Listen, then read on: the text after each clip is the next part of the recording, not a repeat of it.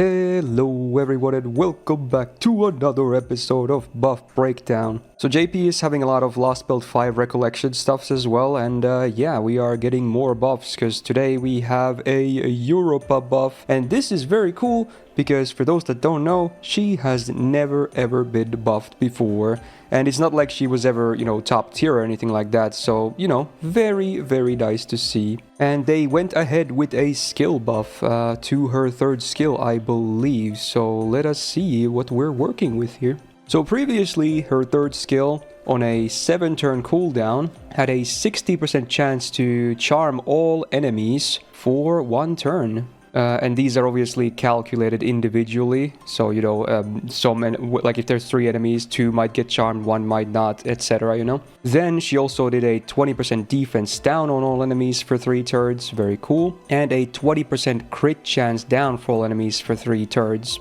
Not bad, honestly. It's not a bad skill, and the funny part is that this was already just straight up power creeping Shuten Doji Assassin, because for those that don't know, she has this exact same skill, I believe, with the exact same number, except that she doesn't have the crit chance down line that Europa had before. So maybe even more insult to injury that they're buffing this skill now when Shuten already had the worst one. But yeah, let's see what they did. So the first thing, which is also kind of a big thing, the cooldown is now 6 turns instead of 10 on max rank. Very good on a skill that was already pretty decent, actually, especially a skill that has a CC on it, okay? So cooldown is always really impactful for that stuff. Now, besides that, all the stuff that I just listed, none of that has changed. So it's still 60% chance to AoE charm, 20% defense down, 20% crit chance down on enemies for 3 turns. So those are the same. The cooldown was the only thing of the old stuff that came down. But then they added the 2 new lines, and whoa,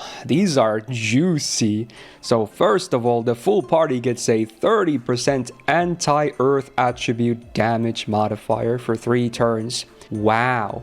And that's not all. The second line is another 30% damage mod for the full party for 3 turns against charmed enemies. Woo! Okay, so let's first talk about the Earth attribute one. That is very, very huge because obviously every enemy in the game has an attribute. There are other ways to get power mods as well, like, alignments, traits, but those don't always, usually only servants have like alignments and whatnot, but every enemy in the game has one attribute. Maybe some even had like more than one, but everyone has at least one attribute, okay?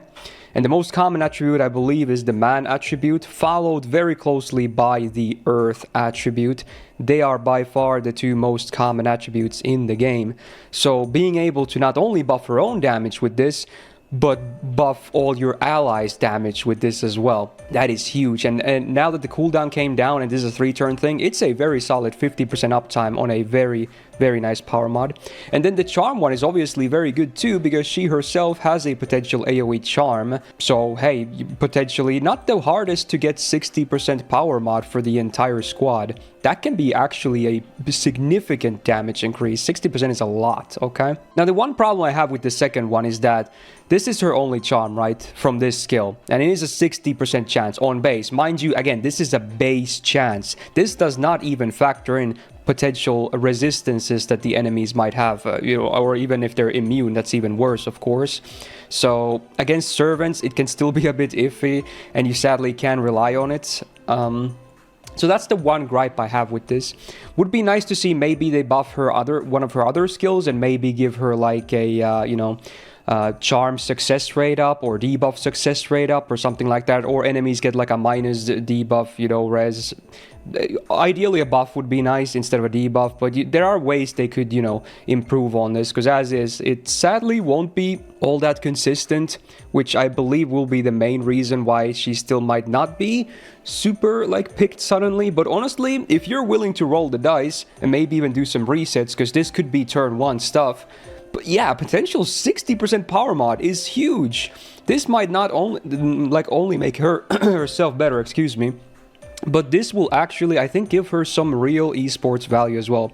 It is a bit unfortunate that this is on her 3rd skill, of course, which means, you still gotta get her levels up quite high to unlock this, but yeah, she now has this skill is insane, just absolutely insane.